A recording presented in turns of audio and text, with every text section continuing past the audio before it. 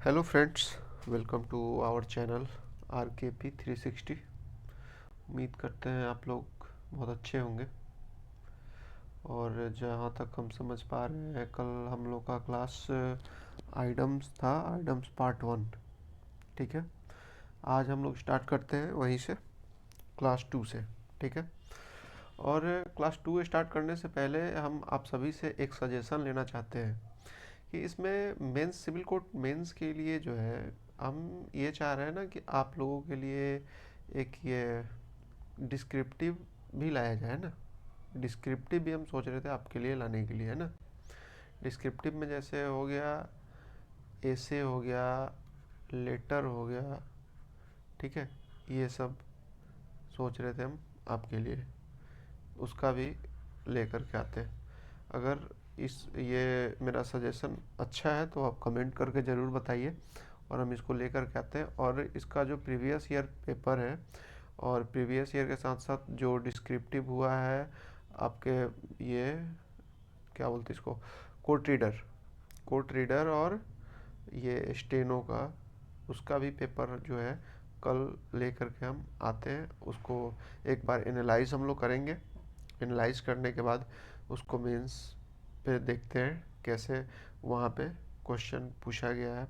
जिस तरीक़ा से क्वेश्चन राइजिंग वहाँ पे हुआ है, सेम उसी तरीक़ा से हम लोग वो करते हैं क्लर्क के लिए भी। ठीक है, तो अगर अच्छा लग रहा हो क्लास तो प्लीज़ दबा कर लाइक शेयर कीजिए, और अपने इसका बेनिफिट अपने दोस्तों को भी दीजिए। ठीक है, बिना टाइम वेस्ट करते हुए हम लोग चलते हैं आगे के लिए, और स्टार्ट करते हैं हम लोग। पहला आइटम हमारे स्क्रीन पे ये है, a leap in the dark.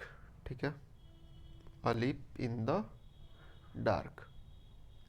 इसका मीनिंग बहुत को पता होगा भी, बहुत को नहीं भी पता हो, बट मीनिंग तो आपको सब जगह मिल जाएगा। बट इसको एज अ एग्ज़ाम्पल, इसका एग्ज़ाम्पल आपको बहुत कम जगह मिलेगा देखने के लिए। ठीक है, और जो आपका क्लर्क है, क्लर्क पोस्ट के लिए एग्ज़ाम्पल ही पूछा जाता है, मीनिंग के साथ साथ एग्ज़ाम्पल भी पूछा जाता है। ठीक है, इसलिए ये क्लास आपके लिए इम्पोर्टेंट है। ठीक है, तो इसका मीनिंग सबसे पहले जानते हैं, ALEAP, ALEAP in the dark. ठीक है, इसका हिंदी मीनिंग सबसे पहले जानते हैं। जैसे हम इसको ऐसे बोल सकते हैं कि कोई काम का जो कर रहे हो वो निश्चित नहीं हो। ठीक है, बट उसमें रिस्क हो। जैसे आजकल इन्वेस्टमेंट आया है मार्केट में, शेयर मार्केट में हम लोग इन्वेस्ट करते हैं। ठीक है, तो वहाँ से ये सियोरिटी नहीं है कि हम लोग का जो मतलब इन्वेस्ट करने का जो प्रॉफिटेबल होंगे या फिर हम लोग लॉस में होंगे, है ना। बट इसमें ये चीज़ तो फिक्स है कि वो एक डेंजर चीज़ है। ठीक है, ये चीज़ हम लोग समझते हुए भी इन्वेस्ट करते हैं। तो इसी से इसका एग्जांपल से हम हिंदी एग्जांपल से समझें। ठीक है, तो हम इसको ऐसे लिख सकते हैं हिंदी में, बिना किसी निश्चित। ठीक है, इसको हम लोग हिंदी में ऐसे लिख सकते हैं, बिना बिना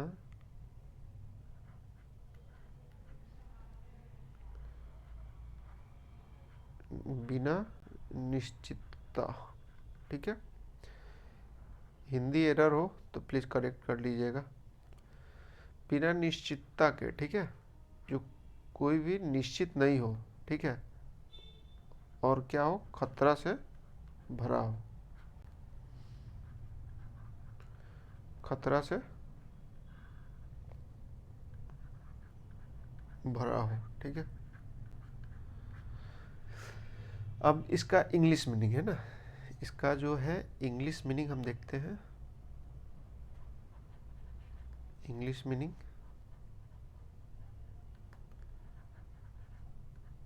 इंग्लिश मीनिंग क्या होगा, हम ये बोल सकते हैं ना, विदाउट सर्टेनिटी या श्योरिटी। बट ऐसे हम इसको लिख सकते हैं, विदाउट सर्टेनिटी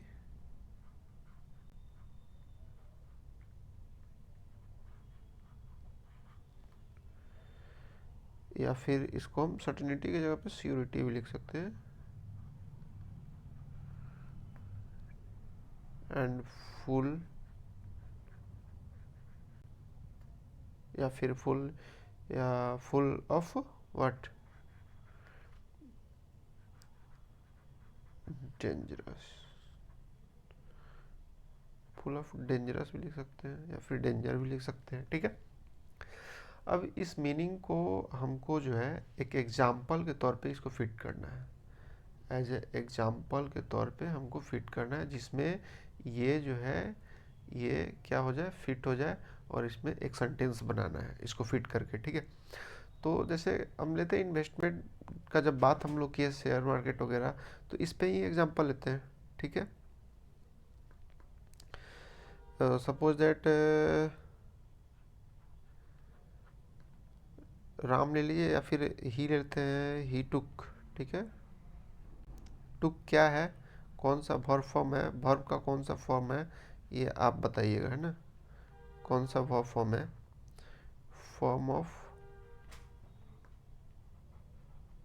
वर्ब, ये कौन सा वर्ब फॉर्म है, ये आप कमेंट करके बताइएगा, टुक, ठीक है। ही टुक अ he took a leap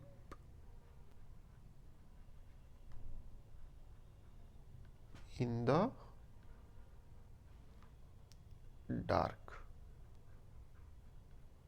ठीक है। इसको इन्वर्टेड कोमा में बंद कर देंगे, ठीक है।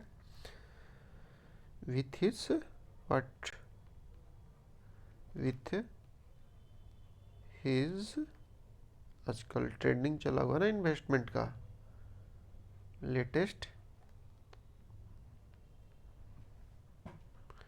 इन्वेस्टमेंट, इन्वेस्टमेंट इन कहाँ पे, स्टॉक्स वगैरह में, ठीक है।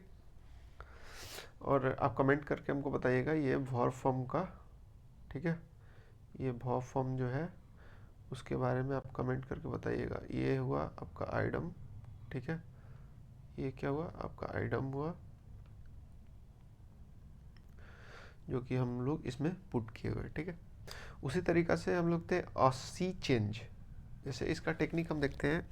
अ सी, जब अ सी बोल रहे हैं ना, सी का मतलब हम समुद्र समझते हैं, ठीक है।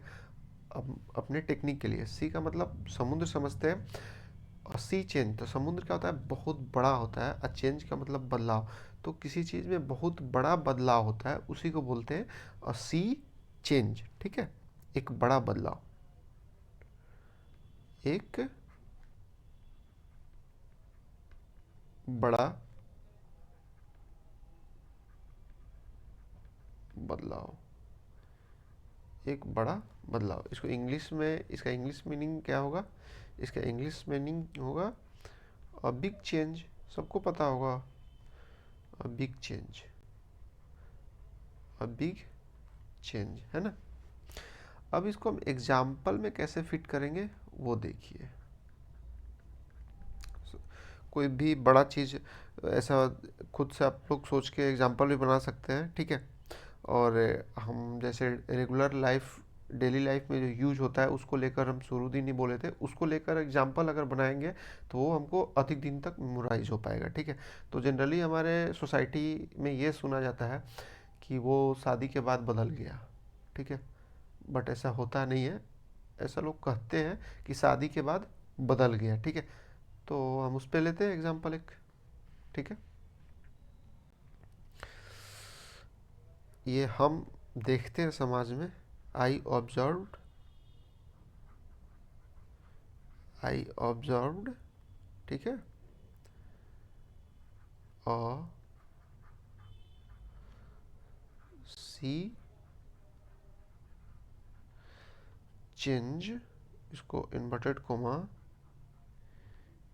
In his what, personality,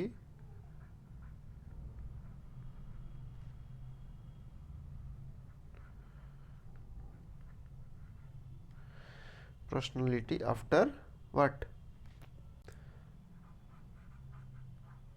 after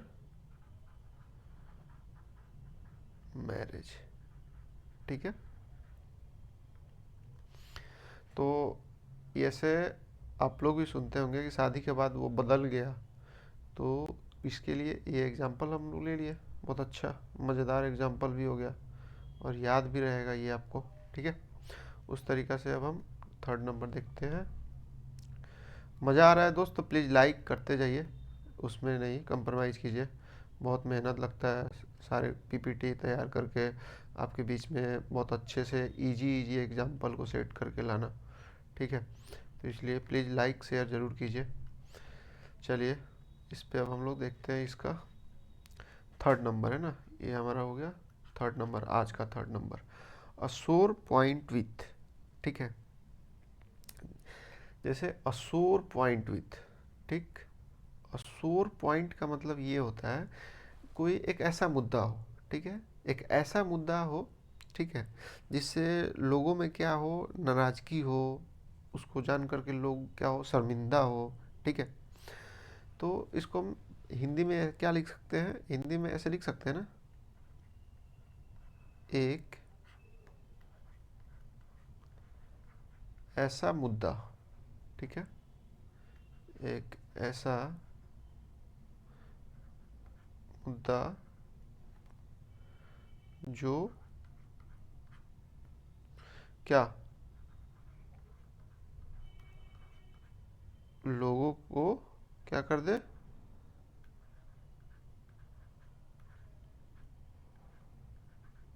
शर्मिंदा कर दे, या फिर क्या कर दे, नाराज कर दे, लोगों को शर्मिंदा कर दे या फिर नाराज कर दे, है ना।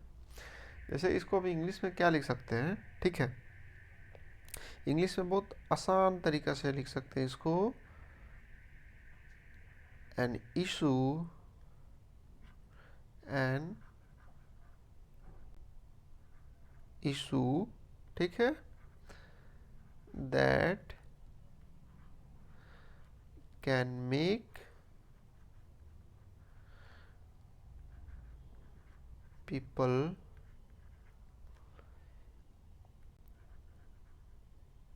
एंग्री, या एंग्री, या फिर क्या हो सकता है, इम्ब्रेस्ड। इम्ब्रेस्ड का मतलब क्या होता है, इम्ब्रेस्ड का मतलब होता है शर्मिंदा। ठीक है, शर्मिंदा। इम्ब्रेस्ड का मतलब क्या होता है, शर्मिंदा होता है। ठीक है, जो कोई ऐसा मुद्दा जो लोगों को क्या कर दे, या तो निराश कर दे या शर्मिंदा कर दे। तो हमारे सोसाइटी में आजकल हम ये देख रहे हैं कि जो मास्टर हैं, जो टीचर हैं, मास्टर साहब पे बिहार सरकार का बहुत ज़्यादा क्या चल रहा है, बहुत ज़्यादा एकदम जुल्म किया जा रहा है। ठीक है, एक से एक फरमान जारी हो रहा है। ठीक है, उससे लेकर के उस मुद्दा मुद्दा को लेकर के क्या है, मास्टर लोग में बहुत ज़्यादा नाराज़गी है, और जो सुन रहा है उसको शर्मिंदा भी महसूस हो रहा है कि ऐसे गवर्नमेंट को इतना प्रेशर क्रिएट नहीं करना चाहिए गवर्नमेंट टीचर पे। ठीक है, तो इस पर हम एग्जांपल लेते हैं। ठीक है, pressure from the government, pressure from the government on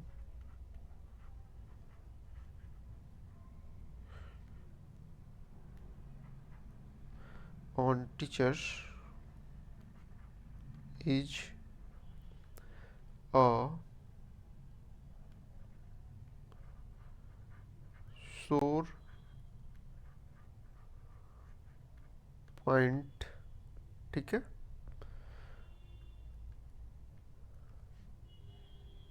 is a सोर पॉइंट। ठीक है, इससे हम लोग क्या समझे, इसको हाईलाइट हम कर दे रहे हैं ताकि ये आपका यूज हो गया इसमें, और यूज होने के बाद जो है अब हम इसका मीनिंग समझ लेते हैं। ठीक है, जैसे जो टीचर है, ठीक है, टीचर लोग पे क्या हो रहा है, ये गवर्नमेंट की तरफ से इतना ज़्यादा प्रेशर पड़ रहा है, टीचर नाराज़ भी हो रहे हैं, और हम लोगों के बीच में एक शर्मिंदगी वाली बात भी है। ठीक है, तो ये एक ऐसा मुद्दा है जो लोगों को क्या कर रहा है, नाराज भी कर रहा है और क्या हो रहा है, और शर्मिंदा भी कर रहा है। ठीक है, उस तरीक़ा से अब हम देखते हैं स्क्वायर डील। स्क्वायर डील का मतलब क्या होता है, एक ऑनेस्टली बिहेवियर। ठीक है, ईमानदारी भरा बर्ताव। ठीक है, क्या होता है, ईमानदारी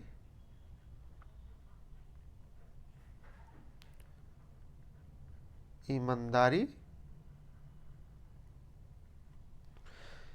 ईमानदारी भरा क्या हो जाएगा, बर्ताव।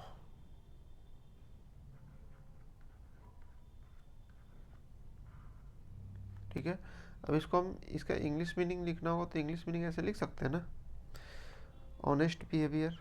आजकल जो जो भी इस जनरेशन के हैं, मैक्सिमम लोग का ये चीज़ होता है, ऑनेस्ट बिहेवियर होना भी चाहिए, है कि नहीं। चलिए, तो इसको लेते हैं हम लोग एग्जाम्पल, अपने ही तौर पे लेते हैं। ठीक है, जैसे कि हम श्योर हैं, हमको ऐसा लगता है कि अभी का जो बच्चा है वो डिजर्व क्या करता है, square deal. Square deal he deserve करता है, यानी कि ईमानदारी भरा बर्ताव ही डिजर्व करता है। ठीक है, ये मेरा एक अपना सजेशन है। तो जैसे हम बोल सकते हैं, I am sure that these student these students what deserve a square deal। ठीक है, तो इसको हाईलाइट कर दिया जाए, यानी कि आजकल जो बच्चे हैं वो किस टाइप का बिहेवियर डिजर्व करते हैं, जो ऑनेस्ट बिहेवियर होता है वो। कितने लोग ऑनेस्ट बिहेवियर डिजर्व करते हैं, कमेंट में बताइएगा ज़रूर। ठीक है, नेक्स्ट, स्टैंडिंग जॉक। ये तो मज़ेदार मिल गया। इसका मतलब क्या होता है, हंसी मजाक का कोई विषय बन जाना। ठीक है, हंसी मजाक का क्या हो जाना, स्टैंडिंग जॉक। जोक से ही हम पकड़ लेंगे कि इसमें क्या है, हंसी मजाक से रिलेटेड। तो हंसी मजाक का क्या बनना, विषय बन जाना। ठीक है, इसको हम ऐसे, इसको इंग्लिश मीनिंग क्या होगा, इंग्लिश मीनिंग हम लिख सकते हैं ना, a subject of what, joke या फिर laughing.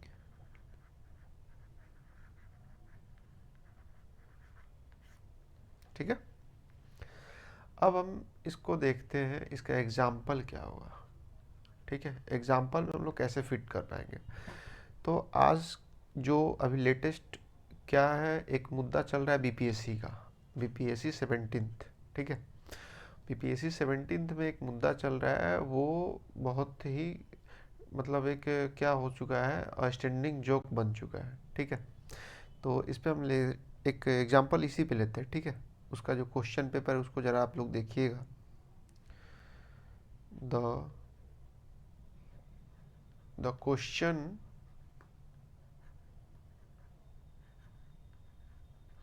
Paper of 17th BPSC. ठीक है, मेक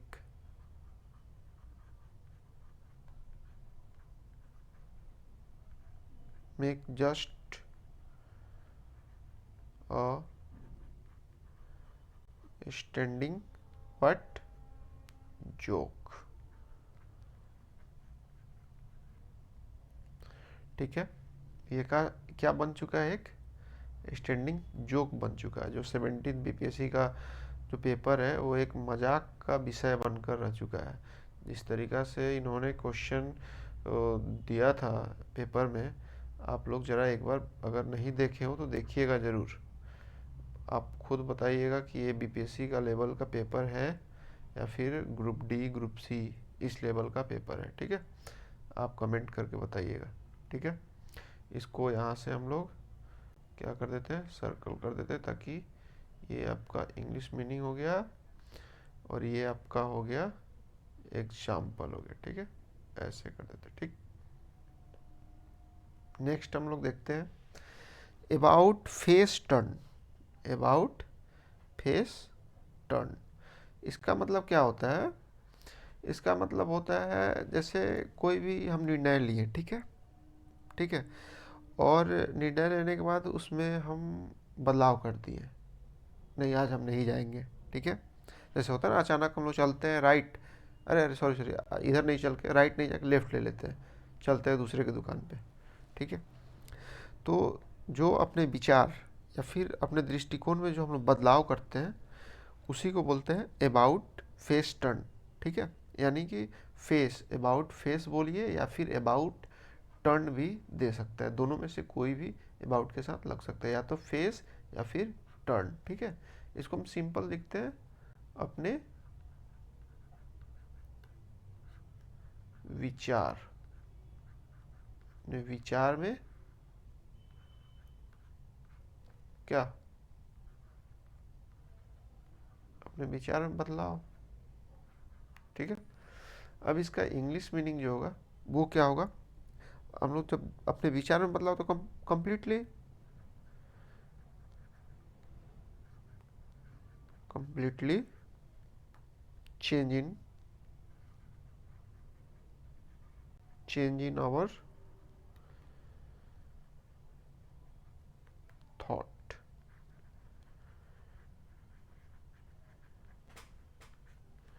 ठीक है, completely change in our thought. Exam में इसी तरीक़ा से पूछा जाएगा, आपको दे देगा अबाउट फेस, तो आपको उसका बोलेगा इसको एक्सप्लेन कीजिए, इसका मीनिंग क्या होता है। आपको हिंदी में नहीं लिखना है, आपको इंग्लिश में लिखना होगा, completely change in our thought.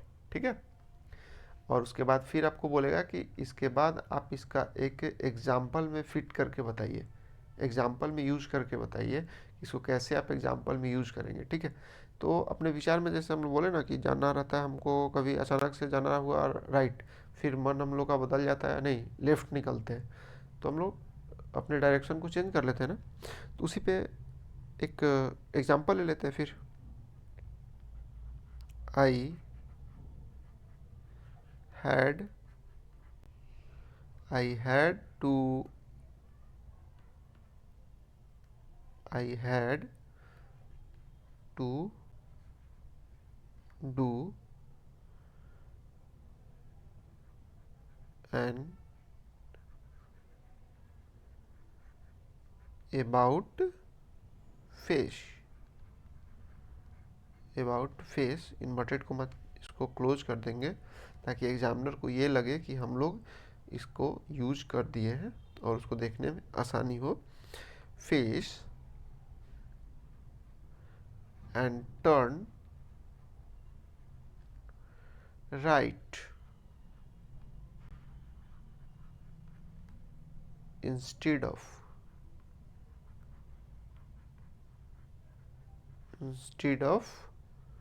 किसके जगह पे, लेफ्ट के जगह पे हम लोग क्या चेंज कर दिए, राइट।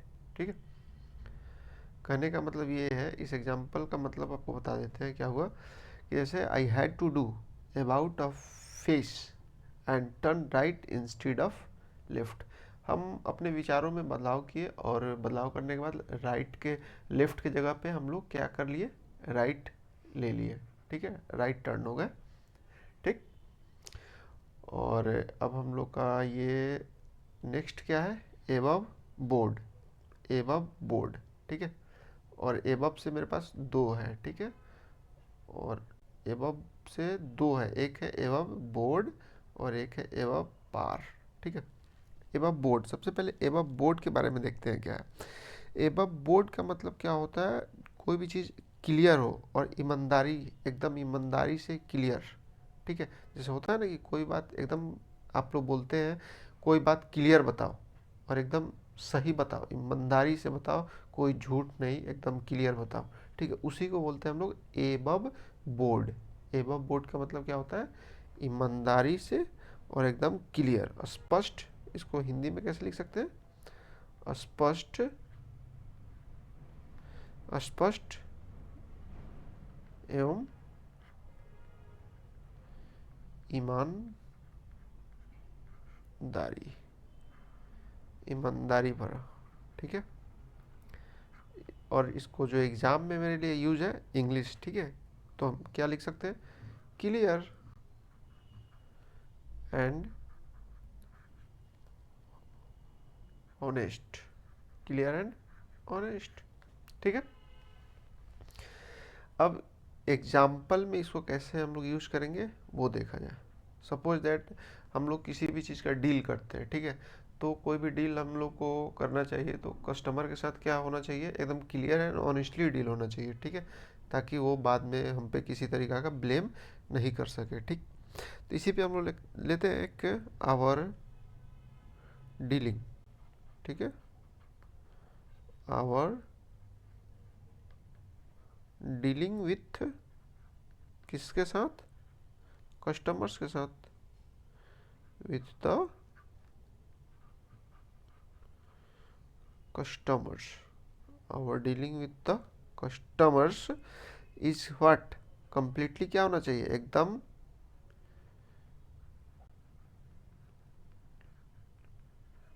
कंप्लीटली क्या होना चाहिए? कंप्लीटली, कंप्लीटली एबव बोर्ड होना चाहिए, यानी कि एकदम क्लियर और ईमानदारी भरा होना चाहिए डील। ठीक है, और इस पे एक क्वेश्चन हम ये पूछेंगे आपसे, आप लोग कमेंट करके इसका आंसर जरूर बताइएगा, है ना। इसको हम लोग पहले हाईलाइट कर लेते हैं, हाईलाइट कर लिया इसको, ये हमारा इस सेंटेंस में यूज हो गया। और इसके बाद हम लोग इस पे बात करते हैं, ठीक है, इस पे बात करते हैं। किस पे? ये जो इज है, इज जो है, इज का जो है सब्जेक्ट कौन सा है? यहाँ पे हमको आप कमेंट करके बताइएगा। इट्स सब्जेक्ट, इट्स सब्जेक्ट बताइएगा, ठीक है। इट्स का सब्जेक्ट कौन सा है, आप हमको इसका बताइएगा। इट्स का सब्जेक्ट कौन है? ठीक है, ईच का सब्जेक्ट, सॉरी, ईच का सब्जेक्ट कौन है, आप हमको बताइएगा कमेंट करके।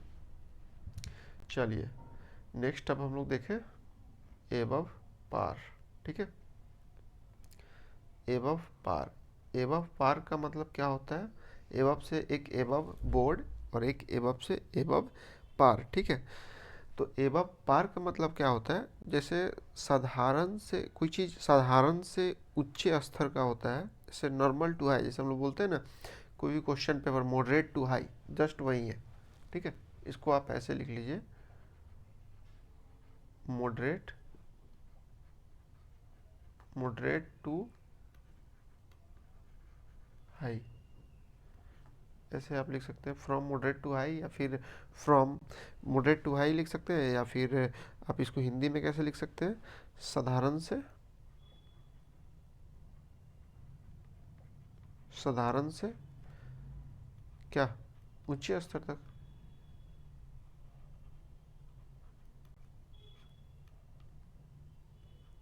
ऊंचे स्तर।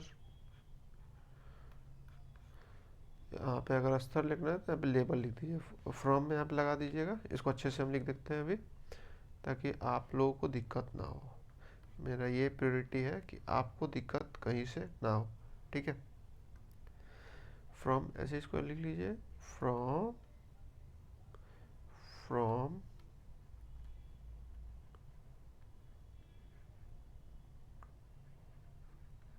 Moderate to high level, moderate to high level, ठीक है। अब इसको हम एग्जाम्पल में कैसे सेट करेंगे वो देखिए। सबसे बड़ा चीज़ यही है, एग्ज़ाम में आपको यही लिखना पड़ेगा, एग्जाम्पल, ठीक है। जैसे हम लोग ये देखते हैं ना कि बहुत सारे हमारे मित्र होते हैं, ठीक है। उस मित्र में से कोई जो होता है वो हम लोग से बहुत उच्च स्तर का व्यक्ति होता है, यानी सब कुछ में बहुत उसका स्तर हम लोग से ऊंचा लेवल होता है, ठीक है। पढ़ाई से लेकर के सब कुछ। तो बहुत सारे दोस्त में एक दोस्त ऐसा होता है जो सब कुछ में उसका लेवल जो होता है हाई होता है, ठीक है। तो हम लोग ऐसे बोल सकते हैं ना कि उसको हम, जो फ्रेंड है उसके लिए हम लोग ही यूज करते हैं। ही इज क्लियरली क्लियरली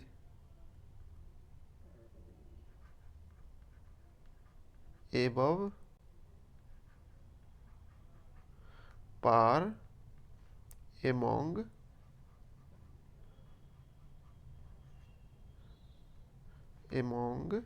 ठीक है, ऑल द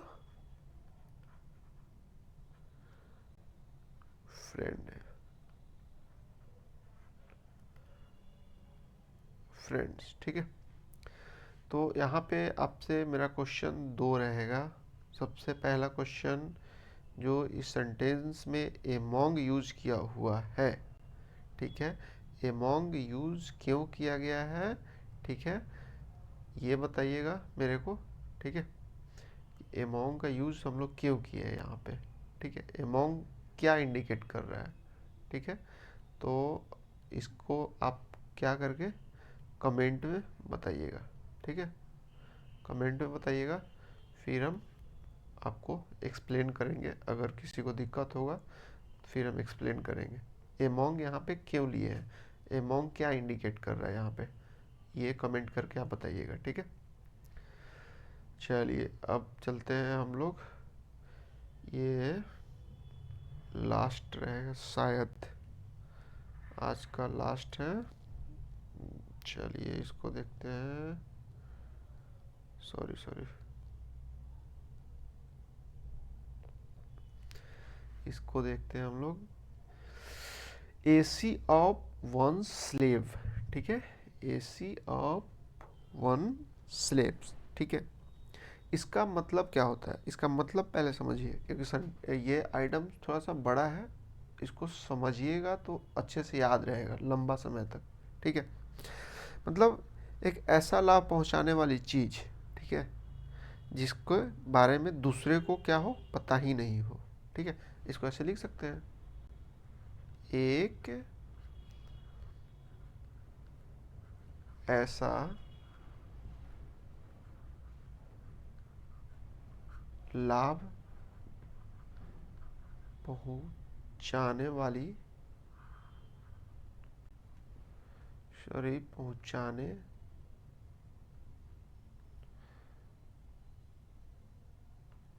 पहुंचाने वाली चीज, पहुंचाने वाली पहुंचाने वाली चीज जो दूसरे को क्या हो, पता ही नहीं हो, जो दूसरे को पता ना हो, ठीक है।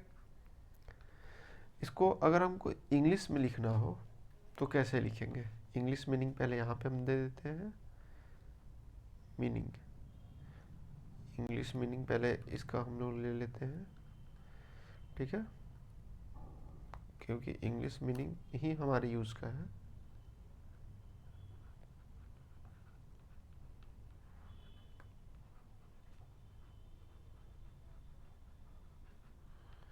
इसका इंग्लिश मीनिंग क्या होगा, सबसे पहले हम लोग ये देख लेते हैं, ठीक है।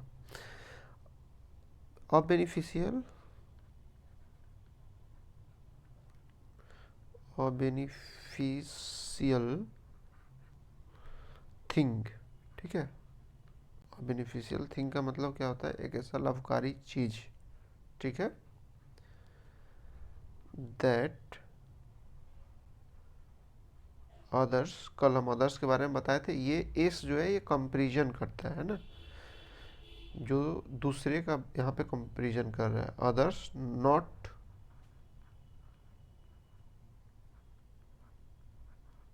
Know about it, about it, इसको अच्छे से समझिए और तब इसको याद कीजिएगा तो ये याद हो जाएगा, है ना। इसको याद करना बहुत टफ वर्क नहीं है। अब बेनिफिशियल थिंग, यहाँ से यहाँ तक पहले समझिए। एक ऐसा मतलब फ़ायदा पहुँचाने वाली चीज़, दैट अदर्स, जो दूसरे को पता ही नहीं हो, बस हो गया। ठीक है, जैसे आजकल बीपीएससी का मुद्दा चल रहा है, ठीक है। इसको आप ये पॉलिटिक्स से जोड़कर नहीं लेंगे, एज अ एग्जाम्पल हम बता रहे हैं।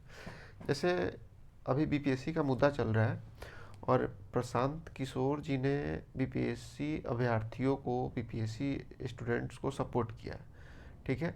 तो उनके लिए क्या हो गया, ये एक बेनिफिशियल चीज़ है और ये एक ऐसा चीज़ था जो दूसरे को पता ही नहीं था और दूसरे किसी ने सपोर्ट इसका नहीं किया है, ठीक है। तो ये उसको पता नहीं था कि इससे हमारे वोट बैंक को बेनिफिट होने वाला है, ठीक है। तो इसलिए प्रशांत किशोर जी पे ये एग्जांपल बहुत अच्छा से फिट हो जा रहा है। जैसे हम एक एग्जांपल लेते हैं, ठीक है, उन्हीं पे लेते हैं, ठीक है। पीके, ठीक है, उनका शॉर्ट फॉर्म लेते हैं हम लोग। पीके इज अ क्रूड। क्रूड का मतलब क्या होता है हम अभी लिख देंगे, ठीक है। Crude politician,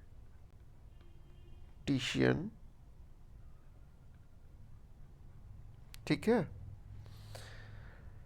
and he has what, he has always, हमेशा वो,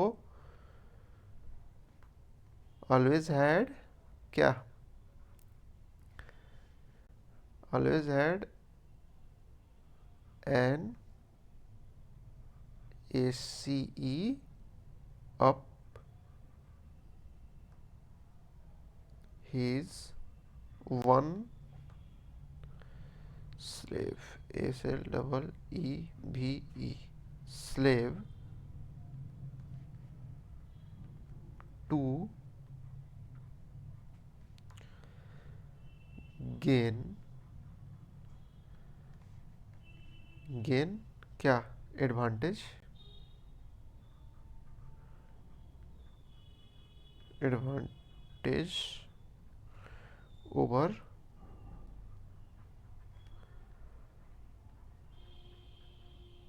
अदर्स, ठीक है। मतलब ये हो गया कि वो, स्क्रूड का मतलब आप लोग पहले ये लिख लीजिए, चालाक, तेज, चालाक हो गया, तेज हो गया, स्क्रूड का मतलब, ठीक है। तो ये एक तेज पॉलिटिशियन है और इनको ये पता था कि इससे हमको एडवांटेज मिलेगा अदर के कंपेरेटिवली, इसलिए इन्होंने इसमें कूदा और बच्चों का सपोर्ट किया जो ये दूसरे को पता ही नहीं था, ठीक है, ऐसे ले सकते हैं। चलिए, अब आता है अचिल हिल। अचिल हिल का मतलब बहुत आसान होता है, ठीक है। अचिल हिल का मतलब क्या होता है, बहुत ही, क्या होता है अचिल हिल का मतलब एक कमजोर पड़ू जिसमें कोई दम ही ना हो, ठीक है। इसको हम लोग लिख सकते हैं ऐसे, कमजोर, कमजोर, कमजोर पहलू, कमजोर पहलू लिख सकते हैं इसको। और इसका मतलब इंग्लिश के क्या हो गया, तो और इजी है, वीक पॉइंट। किसी का हम लोग वीक पॉइंट जानने का कोशिश करते हैं ताकि उससे हम लोग उसका बेनिफिट ले सकें, है ना। तो जैसे कि हम लोग का वीक पॉइंट हमेशा क्या रहा है, इंग्लिश रहा है हमेशा से, ठीक है। तो इसी पे लेते हैं हम लोग, इंग्लिश हैज ऑलवेज बिन माई अचिल हिल, अचिल हिल, इसको इन्वर्टेड कोमा में बंद कर देंगे। ठीक है, यानी कि इंग्लिश जो है हमेशा से क्या रहा है, हम लोग का एक कमज़ोर पहलू रहा है। ठीक है, जिसके वजह से हम लोग का रिजल्ट कहीं नहीं हो पाता है। ठीक है, और यहाँ पे भी इसको एक अंडरलाइन कर देते हैं ताकि इससे ये आसानी हो कि ये मेरा आइडम फ्रेज जो है सेंटेंस में यहाँ पे यूज़ किया हुआ है। ठीक है, चलिए, तो आज का सेवा हम लोग का यहाँ पे ख़त्म होता है बस। और आपसे ये रिक्वेस्ट है, क्लास अच्छा लगे तो प्लीज़ दबा कर लाइक शेयर कीजिए और दोस्तों को बताइए, ताकि कर भला तो हो भला। अगर आप दूसरे को भला करते हैं तो आपका भी भला होता है। इसी मोटो के साथ आप इस पे काम कीजिए और अच्छे से इस सबको जो है आप वीडियो को पॉज करके और इसको अच्छे से फेयर तैयार कीजिए। अच्छे से फेयर तैयार करने के बाद आप ये होगा कि रिवीजन कर पाएंगे अच्छे से, और रिवीजन कर पाइएगा। कभी भी एग्ज़ाम के समय में कभी दिख इतना फिर वीडियो देखना नहीं पड़ेगा। तो चलिए, तब तक के लिए फिर मिलते हैं नेक्स्ट वीडियो में, और फिर थर्ड क्लास के साथ आइडम ही रहेगा थर्ड क्लास। और आप लोग कमेंट करके बताइए, अगर डिस्क्रिप्टिव पेपर लेना हो तो भी बताइए। डिस्क्रिप्टिव के लिए हम लोग लेकर के आते हैं लेटर, ऐसे राइटिंग वगैरह। ठीक है, कमेंट करके बताइए। और प्लीज़ आपसे एक रिक्वेस्ट है, वीडियो अगर आपको अच्छा लगे तो लाइक शेयर और सब्सक्राइब ज़रूर कीजिए। उससे मेरा मोटिवेशन क्या होता है, बूस्टअप होता है। चलिए, तब तक के लिए बाय।